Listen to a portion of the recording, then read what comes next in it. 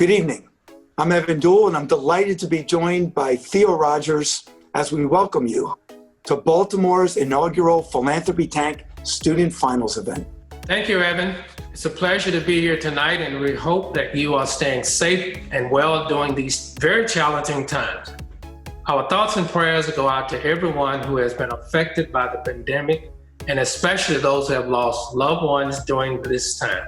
Now, Philanthropy Tank began in Palm Beach County, Florida in 2015. Our mission is to inspire and empower the next generation of changemakers as they identify social issues that confront their local communities. And then they develop sustainable initiatives and solutions to these challenges. To date, over 40 student teams have been awarded over $500,000 with a greater than 85% completion rate. Many of our original supporters have deep roots in Baltimore, and through their encouragement, we are thrilled to bring Philanthropy Tank here. Our focus tonight is on our 8 student finalists in Baltimore City. Our philanthropist investors are graciously funding the student projects, and our philanthropist mentors are awarding and guiding the winners throughout the first year of their programs. Now, Baltimore would not be Baltimore without Theo Rogers. Theo's the founder, chairman, and CEO of A&R Development. A&R has changed the landscape in Baltimore for over 40 years with projects such as the Symphony Center, Canton Square, the Redwood, and many, many more. As importantly, Theo is one of the most impactful leaders in our community. In addition to serving on a number of well-known boards, including BEST, the Baltimore Educational Scholarship Trust, Johns Hopkins Medicine, the University of Maryland Baltimore Foundation, and the Baltimore Community Foundation, Theo is clearly committed to developing a culture of giving in Baltimore. Thanks to a wonderful introduction from Steve Fader earlier this year, Theo became engaged in Philanthropy Tank. He became our first philanthropist investor, and he took the lead on encouraging other African-American philanthropists to follow suit. We cannot be more grateful to Theo for his support and leadership. Theo, so why did you decide to get engaged with Philanthropy Tank Baltimore? Evan, as you stated in your introduction, I have for many years been involved in Baltimore encouraging and promoting giving. Giving in the community such that we can assist the less fortunate and to add to the quality of life in Baltimore. I see this program as an opportunity to create a culture of giving in Baltimore City. What do you think the greatest impact that Philanthropy Tank can have in our community? First, Evan, I believe that what we are doing is encouraging students in Baltimore to get involved, such that they can do good. I also believe that what we are doing is getting young adults involved by being mentors to those students so that they can impart their wisdom, their experience to the students. And third, I believe what we are doing is encouraging the adult leaders in Baltimore City to provide financial assistance to a program of this type such that it can thrive and continue. That's awesome, Theo. If you could say one thing to the finalists tonight, what would you say to them? First, I would say thank you for participating. Second, I would say to you, use this experience to gain knowledge, to gain relationships, to build relationship with your mentors and with the sponsors. Theo, thank you very much. Thank you, Evan, and on with the show. Welcome to the first annual Philanthropy Tank Baltimore Finals event, celebrating our youth changemakers. This is our first year in Baltimore, and we are so excited to present to you our inaugural class of 8 student finalists. It's been a real pleasure getting to know all of our student finalists. Just like the programs they are pitching, these students are extremely impressive, diverse, creative, and ambitious. We know they will all be successful in their future endeavors. All of this success happens because of our extremely generous philanthropist investors, founding partners, event sponsors, and community partners who will be listed throughout this program.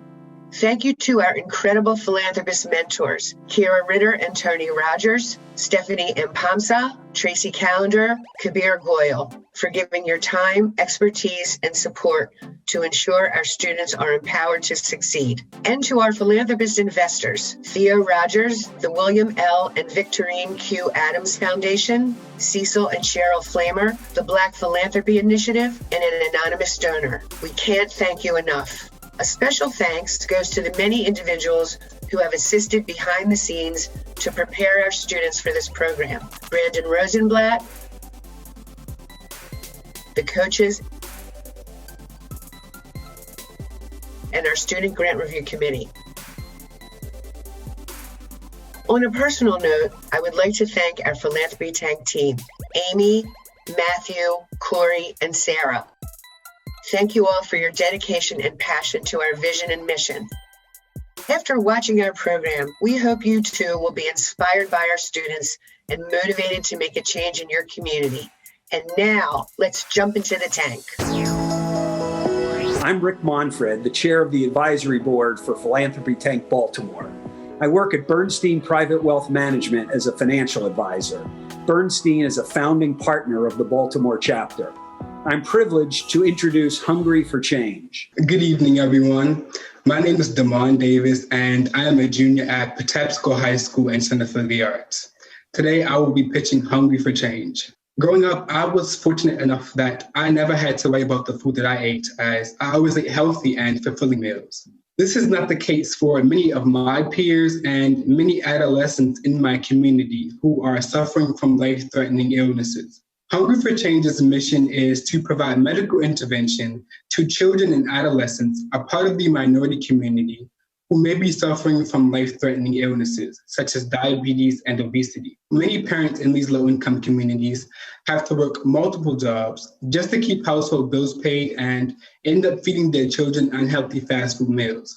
Many people question why obtaining adequate food is such a huge problem in today's society. There are many answers to that, but I hope to be one of the many people to fix this problem. Did you know that in Baltimore, 1 in 3 school-age children is either overweight or obese? One major cause of this is fast food and sugary drinks. 1 in 4 of our city's children drink up to 1 or more sodas per day. The consumption of these meals and beverages can lead to major preventable illnesses. In fact, drinking 1 soda per day can increase a child's odds of becoming obese by 60%. This is why my project is focused on children. If we can provide food as medicine, we hope to lower and prevent these glaring statistics. Oftentimes, children suffering from diabetes and obesity don't understand the negative effects of the food they consume. As a certified community health worker and a certified ServSafe food handler, I will guarantee that my project not only ensures access to healthy meals, but educates children on why they should eat healthy and the effect that the healthy meals will have physically and psychologically. To ensure that this project continues for the years to come, I have partnered with Natasha's Just Brittle and Movable Feast. These organizations are helping me with building the infrastructure of my organization. I will also create a succession plan, which will consist of recruiting volunteers. These potential leaders must believe in creating health equity for our underserved community and have a passion for culinary arts and community service. I will create a plan to train these volunteers to move into leadership positions, which will take this project into its next phases of success. Hungry for Change's budget will be solely focused on providing organic and medically tailored meals to Black and Brown children all around Baltimore City. The 3 main priority areas of our budget include transportation, food preparation, and kitchen rental costs. I will be asking for the full amount of $15,000 because now more than ever is the time to act. The coronavirus pandemic has caused many parents to lose jobs, making it harder to afford healthy meals, which furthermore worsens conditions such as diabetes, especially in children. In conclusion, I thank you for the opportunity to present Hungry for Change. Please invest in the uprising of diabetes and obesity in our city's children. Please be a part of the change, not the problem. Mr. Davis, nice presentation. Can I get an understanding of how many clients you're anticipating with the budget that you provided? I plan on creating about 20 meals per month at a cost of about $25, and that would feed about 20 children. the 20 meals per month, there was a cost, I believe, of $9,500 for food, full cost. Yeah. So no, okay.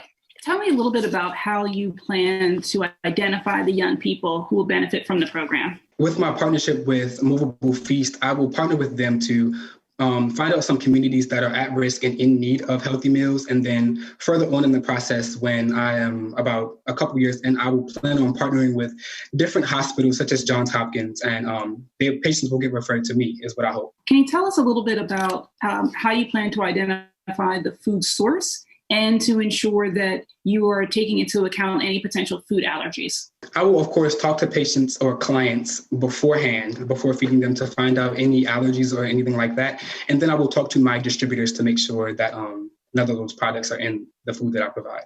Damon, what a great presentation. Thank you. Your passion really came through, really well prepared. That was really great. I learned something new too. I didn't know one soda a day could be so damaging to your health. Thank you for that statistic. That's fantastic. You're feeding 20 children, but how do you ensure that they're learning the proper eating habits, that they're reducing obesity? Right. So as a certified community health worker, I will put together some surveys that will have a series of questions that will relate to their physical health and how the meals are impacting them physically. And then I will, of course, record the numbers of deliveries I have made. I will track the demographics of my clientele.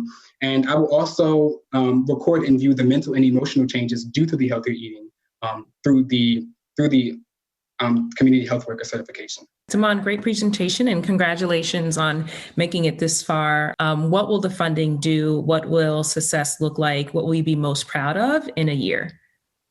So the funding will really help me prepare the meals and buy the food to prepare the meals. Success in a year will look like actually providing the meals for the children and actually seeing success come back to me, as in the reduced rates in diabetes and obesity in those children. My name is Leslie Schaller, and I am not only from Bond Distributing Company here in Baltimore, but the Footlick Family Foundation, my family's multi-generational family charitable endeavor. As a huge Philanthropy Tank advocate, founding partner, and enthusiastic supporter, it is my great pleasure to introduce Play Your Way. Good evening, everyone. My name is Jada Harris, and my partner is Taylor Chambers. We are juniors at Baltimore City College, and our project is the Play Your Way initiative. When I was younger, I was never able to go to the playground. The playgrounds around my house were old and decrepit, graffiti on the slides, and trash littered across the ground. They looked like no one cared for them. The closest playground was 15 miles away from me, and it was located in the white neighborhood. I noticed that in those neighborhoods, there was a playground on every block. Unlike the kids in these areas, I did not have a place to be a kid and release any stress that I had. My mother was devastated and in distress that there weren't any valuable playgrounds near where we lived. With the Play Your Way initiative, we strive to provide playgrounds to the inner city youth within Baltimore City, starting in the Sandtown-Winchester area. We want to make sure that all children have access to a playground so we can ease the stress placed on parents, reduce the crime rate in the city, and ensure that inner city youth can play their way. To measure the severity of our problem, we conducted a survey for the community to answer. We found that within a survey of 29 participants, 86.2% of people answered that the closest playground was within 5 to 10 miles away from them. What is our plan? In terms of our choice for location for our playground, we have chosen 2202 Edding Street, which is in Sandtown, Winchester. But as you can see, this location already has playground equipment. So what are we going to do about that? Ultimately, we want to build upon it. In order to do this, we will talk to and partner with the church that owns the playground. And we will consult with Ms. Alice Copeland, who is the youth coordinator for Parks and People, an organization that specializes in the implementation of different parks and playgrounds across Baltimore City. How do we plan to fund this project, you may ask? Well, it all boils down to you. We are asking for $6,927 in order to fund our project for our first playground and purchase some of the things that are listed in our budget, such as swings, because this was the most popular playground equipment choice based off of our survey, and hand sanitizer stands, because we want to make sure that we are following COVID guidelines. In terms of the future, well, of course, we would like to expand on the number of playgrounds that we have. But for now, what will we do if we are awarded? Well, that's easy. We're getting to work immediately, whether in person, safely, of course, or through Zoom calls, we will oversee the planning and building of our playground. And in terms of maintenance and sustainability, this will be done by us with the help of our family members and friends. In order to do this, we will primarily incorporate fundraising, especially from our grand opening event once the playground is finished. In conclusion, we want to say thank you from the bottom of our hearts. Thank you for listening, and thank you for giving us a chance. And always remember to play your way. I really enjoyed that personal story, Jade, of how you grew up and had a park very far away from you. I think parks are a really big part of a community and a great way to pull people together. So just a question, in that park that you're targeting, as you develop it and make it nicer, how many kids do you think will eventually be using this park? Between the range of 50 and 75 kids may use it in any given day. You and your families will be taking care of the upkeep. How much do you think that's going to require? How many hours of work per year? Every 2 weeks or so that me and Taylor and I would go and look at the playground to assess how much maintenance that we need. So depending on what we see and what's going on with the playground, I would say 7 to 10 hours each month. Jada and Taylor, that was such a great job. Every time I wrote down a question, you guys answered it within the presentation. And so I just have one remaining question. How would you utilize any volunteers? I know you said you and your friends and family will go out and assess, but are there other ways in which you guys are going to get other folks in your community involved? We are in a program called Merit, and they are a very supportive group of people. We have mentors and we have other students from other high schools who are also taking their own journeys in terms of community helping and building. So we were planning to use them as a resource, and also the people in the community itself, because oftentimes around here, you see people building playgrounds or building these different places, but where are the people of color? Where are the people who live right around the corner? They aren't able to, get a hammer and build with those people. So community, to involve the community is a huge part of this project for us. My name is Eddie Hawkins, and I am with the Mayor's Office of Children and Family Success. I am a member of the Student Grant Review Committee. It is my great pleasure to introduce Memory Creation. My name is Kari Trower. I'm 16 years old. I go to City Neighbors High School. The project I'm doing is Memory Creation, which is basically an adopt-a-lot, and we want to honor those who lost their lives. My partners are Dayon Walker and Quintrell Reese. The Memory Creation Project is a meditation garden. I live in Baltimore City. A lot of youth in our city experience violence in one way or another. We feel like if we had a place to honor those, something like a memory garden, we could sort of bring this community together and lower the statistics of that. I don't want to go through each specific number since you can see it. This should kind of put you into a perspective of violent crimes and unfortunately murders that happen here. The partnership we have is with Let's Thrive Baltimore. They're located in Sandtown, Winchester, which is actually one of the cities in the last slide with the data graphs. They do a lot of landscaping and they do a lot of bringing the community together. And it's also youth run and youth led, targeting youth. They give a lot of jobs to them. They bring them together, giving them that extra push into the right direction. This is our budget. If you look down to the third one, community events, a couple times a year where we have special gatherings that can also bring the youth together in that area so we can grow as one. We feel like that can be successful for this because it's bringing us together as one. Thank you for your time. And does anybody have any questions? You guys are taking a very tragic and very heavy topic and turning it into something that is based in youth leadership and community connectedness. What about the meditation garden piece was really drawn to you and your team? If you ask the average person here, they don't really go to third party kind of therapist, meditation-y kind of things. And we feel if we do that, it can kind of open some minds, get some people really thinking on how we can solve this. Have you thought about how to manage the upkeep of the property and how you'll go about creating the community events, which I think is a great idea? We're partnering with us at Baltimore, and they also do landscaping. And many of the youth are kind of experienced with things like that. My name is Bernard Sims, and I am with Associated Black Charities. I am a member of the Student Grant Review Committee. It is my pleasure to introduce Life, Light, and Power. My name is Aliciana Lipsy, and I am in the 10th grade at Western School of Technology and Environmental Science. My name is Timothy Brewer, and I'm in the 11th grade at Connections, a community-based art school. Hi, my name is Imani Gross, and I'm also in 10th grade at Western School of Technology and Environmental Science. We are the Life, Flight, and Power Project, bringing to you the Bird's Eye View podcast. This is a collaborative youth-led group from both the county and city side of Baltimore, with the intention to inform, reform, and improve inner-city communities all around us. The Bird's Eye View podcast focuses on highlighting inner-city communities' issues, people, and events from a youthful perspective. With this podcast, we hope to provide a platform that can speak on the things that often go overlooked in our communities. With this, we plan to work with personal and people right here in our neighborhoods to then reform and fix these problems. By advocating and exposing our people to new responsibilities and teaching our community as well as everyone else around us. These numbers represent some of the leading issues that young people face within inner city communities. With Bird's Eye View, we intend to address the unaddressed, highlight the overlooked, and raise awareness on these issues.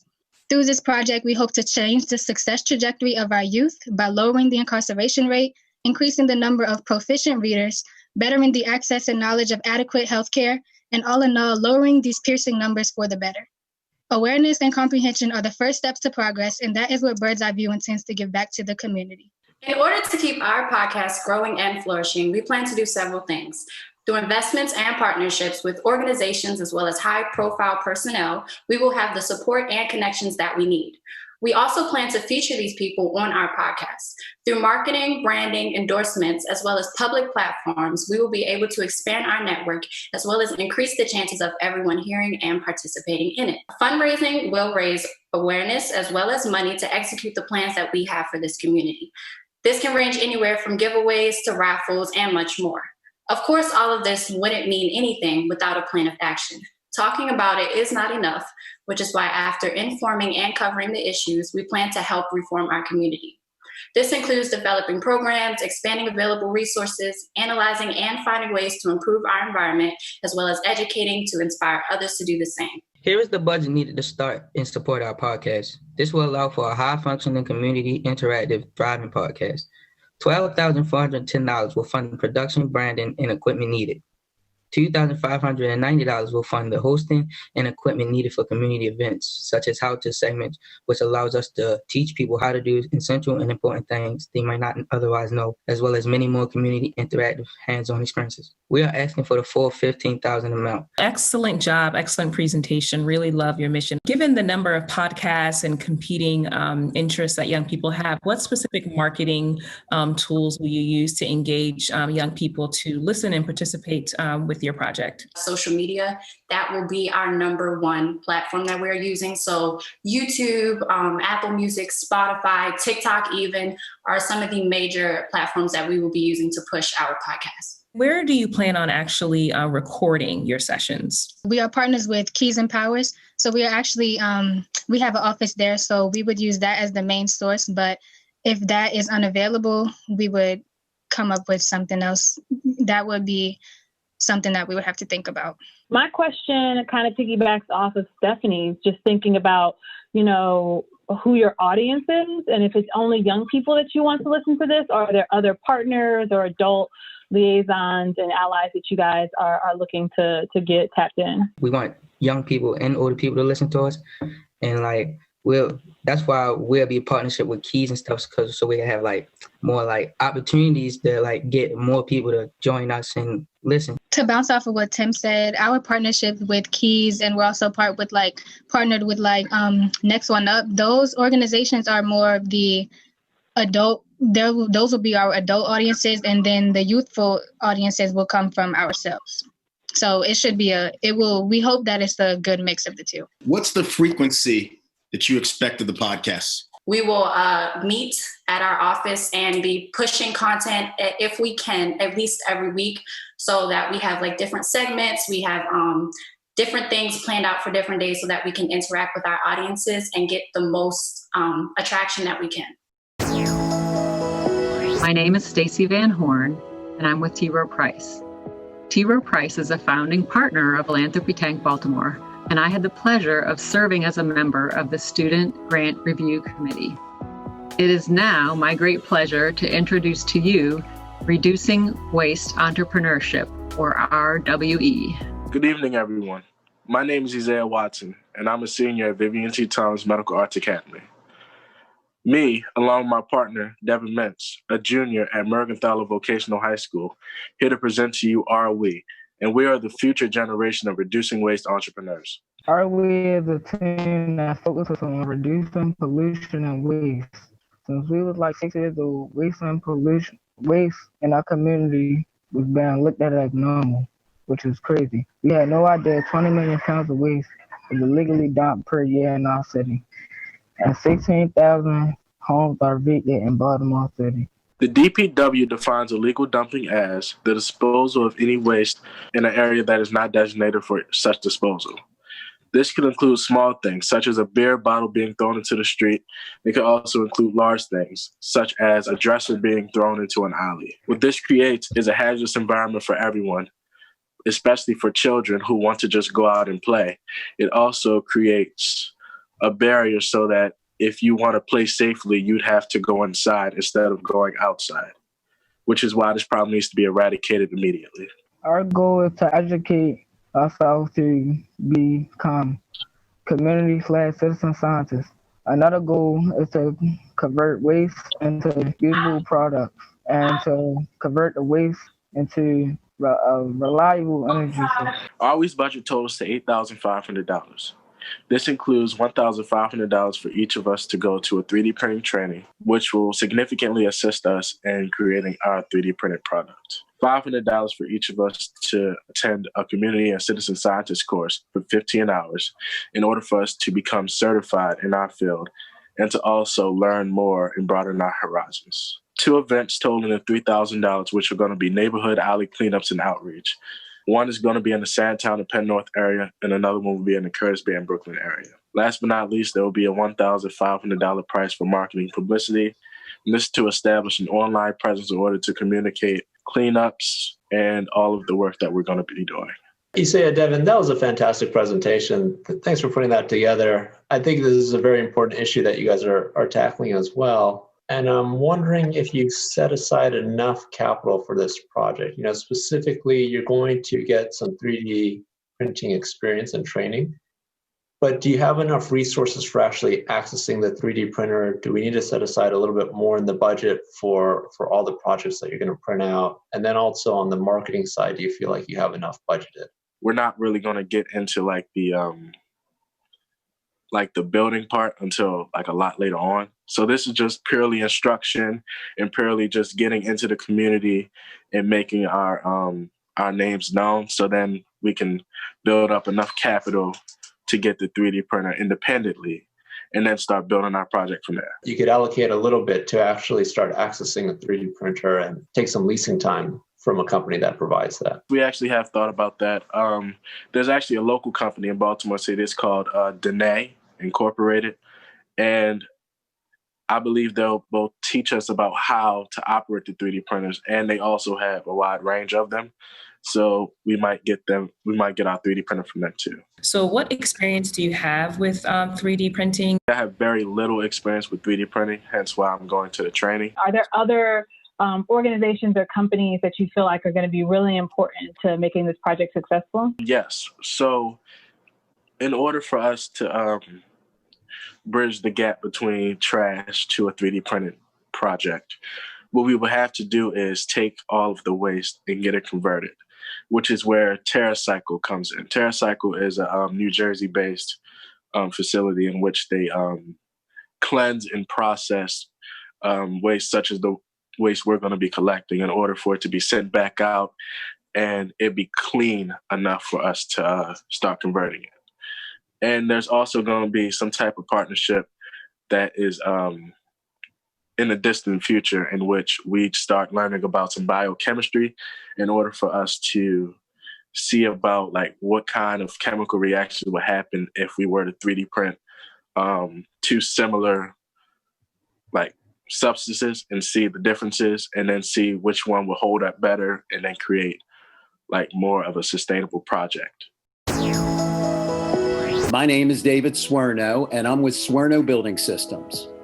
I'm a founding partner of Philanthropy Tank Baltimore, and it is my great pleasure to introduce Not for Sale.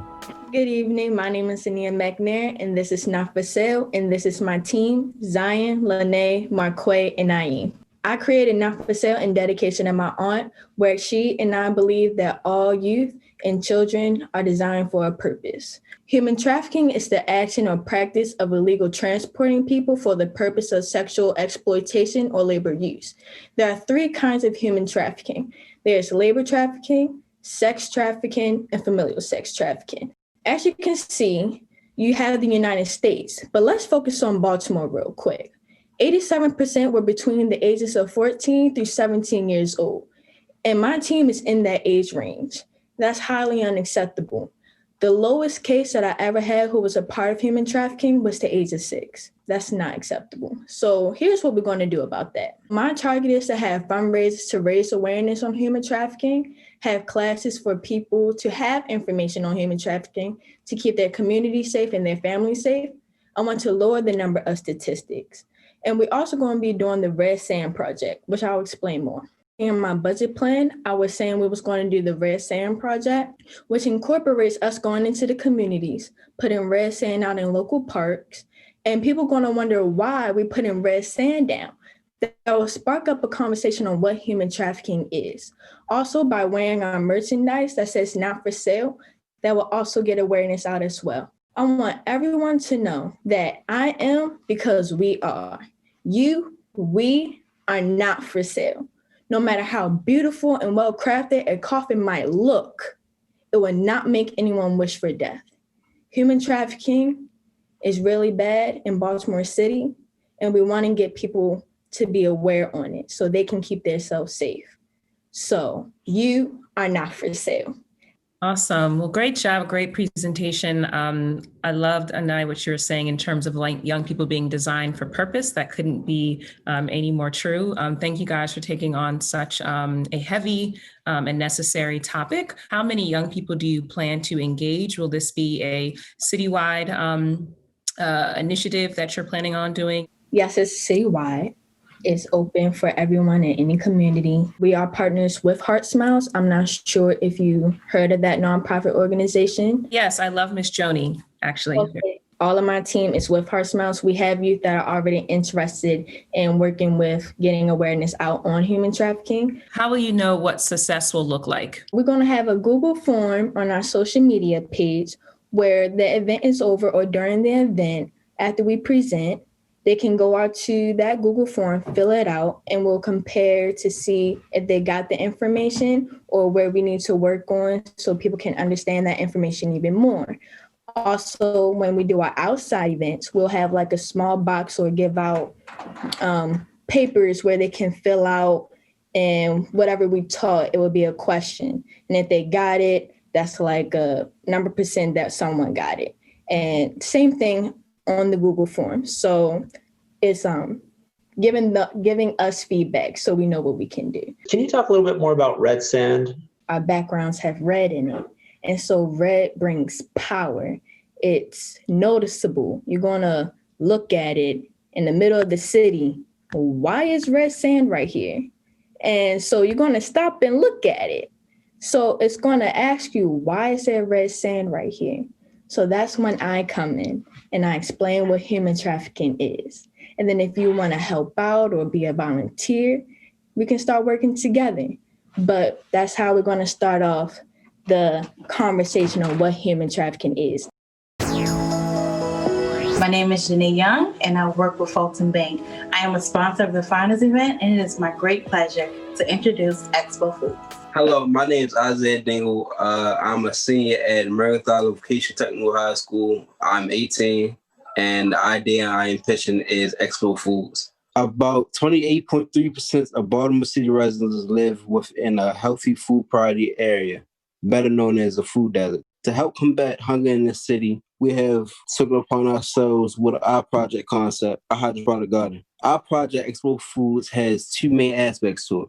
One is the hydroponic garden itself, and the second part is the education aspect. Expo Foods is developed with the help of the Baltimore City Police Explorers and the Good Now Community Center. I chose this center to be the initial starting phase for our project because there are many folks who depend on things such as food stamps and other benefits.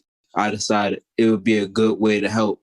We are requesting $9,690 to cover the cost for various things such as just ordinary garden tools and even things such as delivery and processing. Isaiah, thank you so much for your presentation. We love the idea of the project, that it's community-driven and community-based, as opposed to charity as a way of addressing a food desert. Can you talk a little bit about how you anticipate sharing with folks in the communities that they understand what the project is about? We will hold classes to teach them about hydroponics, even garden if they need. So we just manage it. It's there for anyone to use it. Given there are a number of projects similar to this in the city, what makes your project unique? The education aspect. Many projects, they just hand out food. For us, it's more than just giving it to them and going about their day. They can learn from this. They can grow from this, even teach their friends and teach their other family members. And they can continue to and not depend on us. Once we teach them, they can no longer have to depend on us, and it's more so what they do it. Hydroponic gardening, tell us about it. Do you have a background in it? Have you done it before? Where did you get the idea? It was me and a couple other police explorers, and we were just sitting around pitching ideas. Many of us, and even folks inside the center had, depending on things such as food stamps, we decided to go with the garden. But we took into account things such as weather conditions and stuff like that. So we decided hydroponic garden because it allows things to be grown within the area without having to worry about weather conditions, pests, or things like that. My name is Samantha McGrath, and I'm with the Legis Group, one of the founding partners of Philanthropy Tank Baltimore. It is my great pleasure to introduce Linking for Brilliance. Thank you for giving us this opportunity. My name is Diane Fakalade, a senior at Western Tech. Hello, my name is Adela Adekoya, and I'm a senior at Woodlawn High School. Hello, my name is Christian Jackson now, and I am a senior at Mount St. Joseph High School. Hi, my name is Bethany Tupman. I'm a senior at Carver Center of the Arts and Technology. We are fellows of the Elijah Cummins Youth Program. And this is Linking for Brilliance, an initiative catered towards Baltimore City students to aid academic and emotional success. High schoolers in Baltimore City demonstrate a shockingly low percentage of proficiency in multiple math levels. 0% of middle schoolers demonstrate proficiency in math in the Maryland Comprehensive Assessment Program, also known as MCAP, and only 8.9% are proficient in English and language arts. Whereas in Montgomery County, the top school district in Maryland, 23.8% of middle schoolers are proficient in math and 54.3% are proficient in English. In this day and age, if a student lacks a strong education and the tools to improve their status, it is difficult for them to succeed. However, Linking for Brilliance was made to create the educational gap between Baltimore City youth and the rest of Maryland. We will tailor our program to 6th through 8th graders by hosting bi-weekly workshops where we will cover personal wellness, life skills like self-advocating and leadership, and we will offer academic support. High school mentors will be assigned to mentees. 25 to 30 students in total will be broken up and given their own mentor in order to promote intimate connections. We will also promote leadership and community engagement with the students by administering projects such as sending care packages. We believe that students are more than a statistic found on newspaper. They're talented and unique individuals that need only the motivation to climb higher. We have partnered with Calvin and Broadwell as a primary school to serve middle school students. We will measure the number of students who enroll in our program and attend our workshops, noting their improvements in their areas of weakness and their outlook on themselves and their future. At the end of the year, we will track their percentage improvement of proficiency on the MCAP exam. As Elijah Cummins Youth Program Fellows, we plan to share a project with the upcoming classes and establish our project in honor societies and career organizations at our schools. And lastly, we are asking for a total amount of $11,350 to help fund Linking for Brilliance. The majority of these funds are devoted to Amazon tablets for students who do not have a stable access to a device at home, and also supplies for our sessions. Student awards are allocated to awarding certificates for students' improvements in their academic and personal growth. Labeling will be used for volunteer t-shirts and Brilliant bags. Thank you for listening, and we hope that together we can link for everlasting brilliance. First of all, thanks. You're just a great group of young people with this collective brilliance. It makes sense that your name of your nonprofit is linking for brilliance. How are you going to support your mentors and make sure you're recruiting mentors that are able to help on the grade level that your mentees will need? Our mentors are specialized in a range of subjects, and to be able to really hone in on that specialization, they will take an array of tests or little quizzes to make sure that they are experts in that level. And knowing that math is a big section that many students have weakness on, we make sure that mentors are comfortable in also tutoring and mentoring students who do have that weakness. Could I just ask about the mentee side then? What's required for them? Do they have to come after school? Is this in school hours? Do you anticipate a high success rate in capturing mentees, or do you think there'll be some resistance to it? Middle school students, when they come after school, they just want to rest, they want to play games, they want to go about their day after school. So that is why we chose a Saturday to host these workshops. And students want to succeed higher, so our resistance isn't high because students, they want to meet other students and improve in their subjects of weakness. What incentives do you have in place to keep young people engaged and participating in your program? We developed something called Brilliant Student of the Month, which encouraged students to reach their goals and to improve in their academics so that they can receive like a gift or a prize. And usually that incentive for middle schoolers are a big thing to bring students into the program and also to excite the middle schoolers so that they are willing to learn more. Our philanthropist mentors are now deliberating over who is going to be awarded funding and mentoring. While you cheer on our 8 groups of student finalists, don't forget to vote for the fan favorite on our social media. And something else to consider while you take part in our first annual celebration. We are asking for your support to continue empowering young leaders like those you've seen in our program. Please text to give to the number on your screen.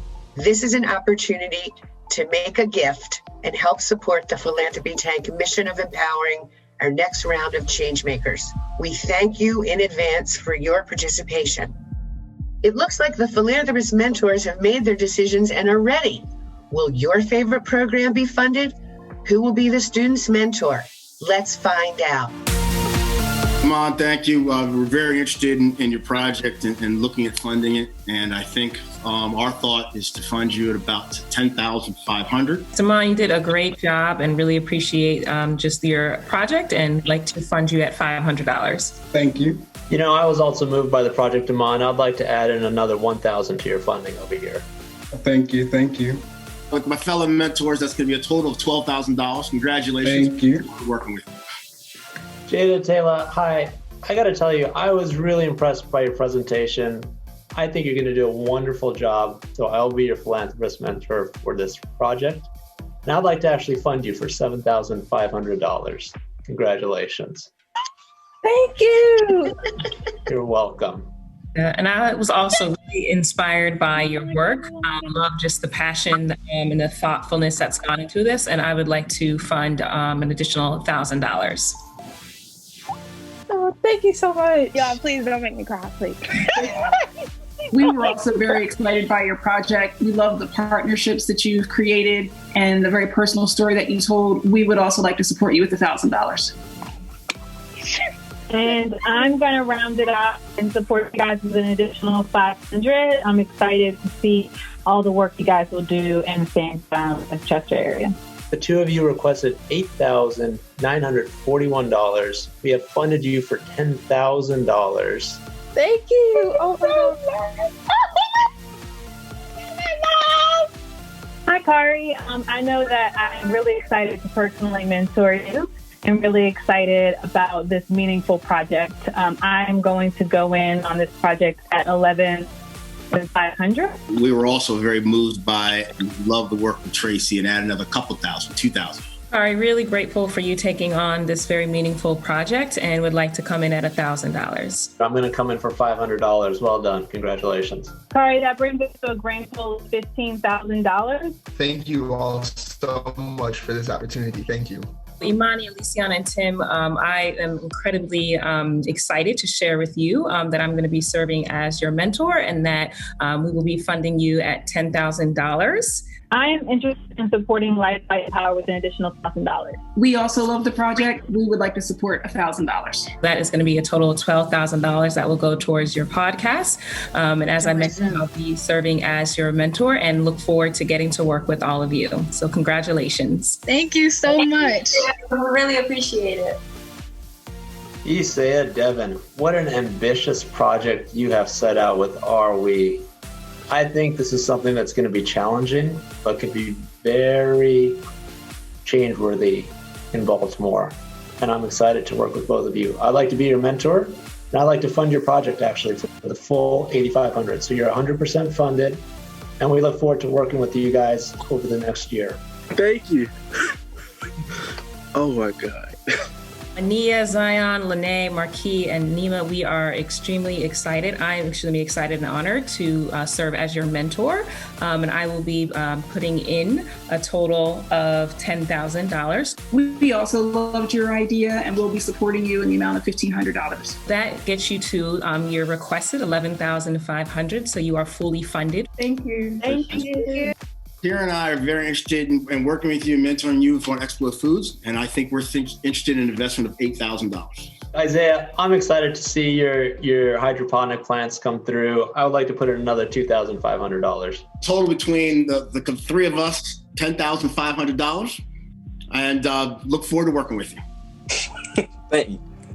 Zion and Bethany, Christian, Adiola. I'm really excited to be your mentor and really excited to announce my initial investment of $7,500. This is an important topic that you are tackling, and so I would also like to invest $1,000. I love the idea. I'd like to throw in another $3,000 as well. This is a great project, and there are 4 mentors and 4 of you, so we think I could throw in $500. It's going to bring us to a total of $12,000. Thank you so much. Yay! We've reached the end of our program, but these change makers work to better the community is just beginning. Thank you for watching and supporting Philanthropy Tank, especially all of our sponsors. If you are or know of a future change maker interested in presenting a community impact idea, please visit our website and contact us. To volunteer or get involved with our student programs, please follow us on social media. Thank you once again for joining Philanthropy Tank Baltimore.